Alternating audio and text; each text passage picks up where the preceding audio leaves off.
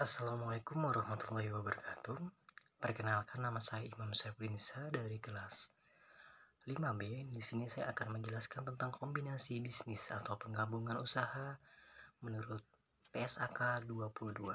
Sebelum itu, saya akan menjelaskan bahwa kombinasi bisnis atau penggabungan usaha itu suatu transaksi atau peristiwa lain di mana pihak yang akuisisi memperoleh atas pengendalian satu atau lebih dari suatu bisnis. Jadi dalam suatu PSAK atau suatu kombinasi bisnis perlu adanya kesatuan atau suatu uh, pengendalian di mana suatu entitas tersebut harus lebih lengkap lagi.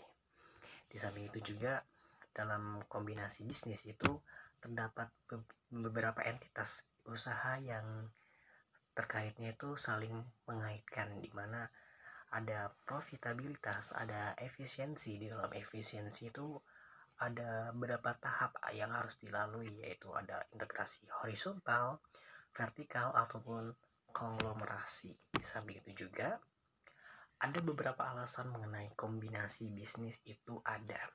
Yang pertama itu bisa dilihat dari risiko yang lebih rendah. Kenapa sih risiko bisa rendah?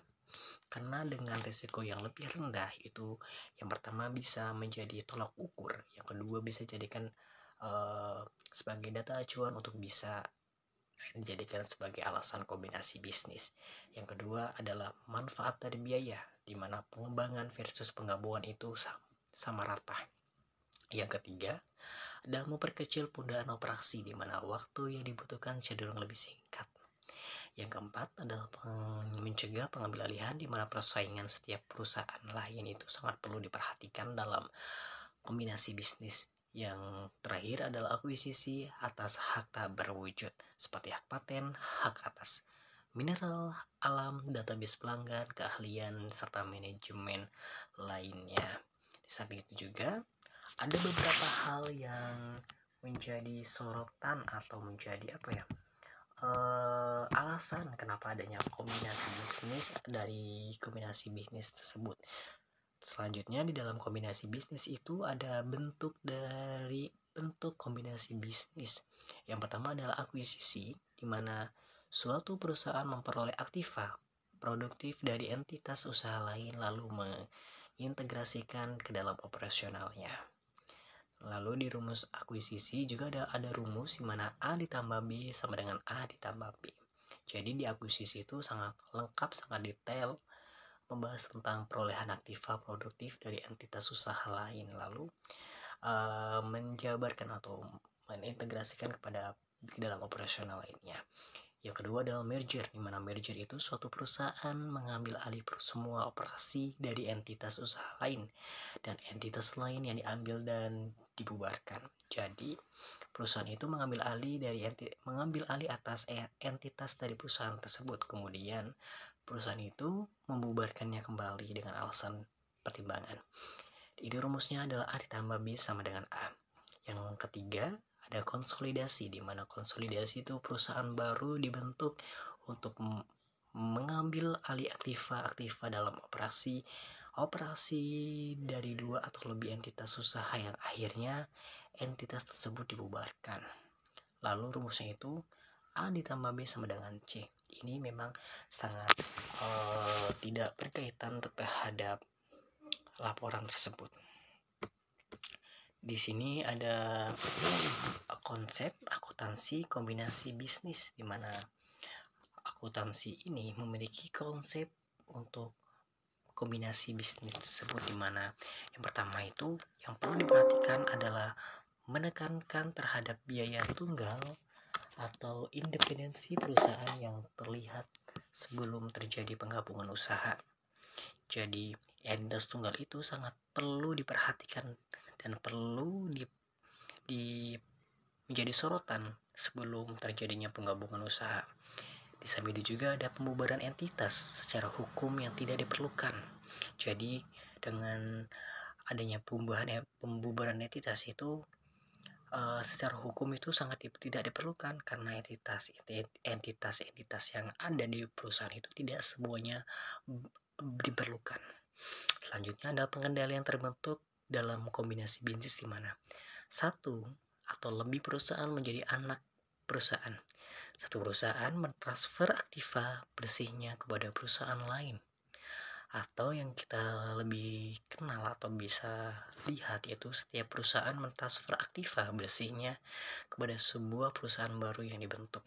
Selanjutnya, perusahaan diinduk sama dengan hak mayoritas perusahaan anak, di mana kurang lebih 50% saham berhak atas suara yang beredar. Jadi terus mengenai metode pencatatan itu ada dua, metode penyatuan kepemilikan, juga ada metode pembelian atau akuisisi, di mana metode akuisisi yang mensyaratkan itu yang pertama mengidentifikasi pihak pengakuisisi, yang kedua penentuan tanggal akuisisi, di mana tanggal pengakuisisi itu memperoleh pengendalian atas hak yang diakuisisi. Selanjutnya untuk penentuan tanggal akuisisi itu jumlahnya itu pembelian saham itu di atas 50%. Kemudian pengakuan dan pengukuran goodwill atau keuntungan dari pembelian dengan diskon. Jadi pembelian atas diskon itu sangat berpengaruh sekali terhadap metode yang sedang dicatat. Kemudian ada metode-metode lainnya, yaitu metode penyatuan kepemilikan. Apa sih metode penyatuan kepemilikan? Metode penyatuan kepemilikan itu kita bisa dikenal dengan metode pencatatan atau perolehan. Itu yang pertama adalah kas yang dikeluarkan, biaya wajar aktiva lain yang didistribusikan, itu dan terakhir adalah surat berharga yang terbitkan. Hal-hal tersebut merupakan biaya perolehan yang diukur dengan jumlah. Selanjutnya, apa sih yang terdapat dalam biaya tersebut? Yang pertama adalah biaya maklar, biaya hukum, penasehat, akuntan, dan penilai lainnya yang dibebankan dalam biaya profesional. Yang kedua adalah semua biaya di atas kecuali biaya pendaftaran, biaya penerbitan efek yang disesuaikan dengan tahun atau periode yang berjalan, yang mengurangi modal investor sesuai dengan PSAK 33, di mana biaya pendaftaran dan biaya penerbitan akan menambah diskon atas utang atau mengurangi premium.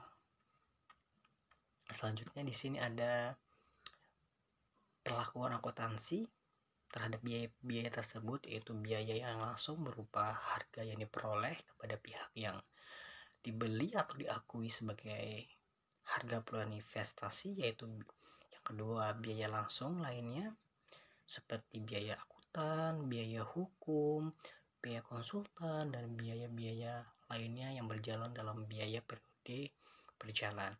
Selanjutnya adalah biaya-biaya yang langsung seperti biaya pendaftaran, biaya penerbitan, ataupun efek yang diakui sebagai pengurangan tambahan modal yang disetor. Kemudian dalam metode ini itu terdapat beberapa semacam kekurangan dan kelebihannya masing-masing. Selanjutnya, akuntansi kombinasi bisnis dikurangi pembelian aset neto, di mana pihak pengakuisisi membayar tunai dan menerbitkan efek. Misalnya dalam pencatatan investasi sebesar kas yang diperlukan kurang dari dibagi nilai wajar atas efek. Kemudian pihak pengakuisisi mengeluarkan biaya-biaya sehubungan dengan kombinasi bisnis, mencatat sebagai biaya expense atau menambahkan diskon atau pengurangan premium atau mengurangi tambahan modal yang disetor. Kemudian pihak pengakuisisi mengambil alih aset teridentifikasi dan utang. Aset dan utang yang diperoleh dicatat sebesar nilai wajar. Terdapat dua kemungkinan, yaitu adanya goodwill jika perolehan investasinya itu kurang dari nilai wajar atau neto yang diperoleh, atau ada negatif goodwill jika perolehan lebih dari nilai wajar neto yang diperoleh. Mungkin itu saja yang bisa saya sampaikan. Kurang dan lebihnya billahi taufiq wal hidayah. Wassalamualaikum warahmatullahi wabarakatuh.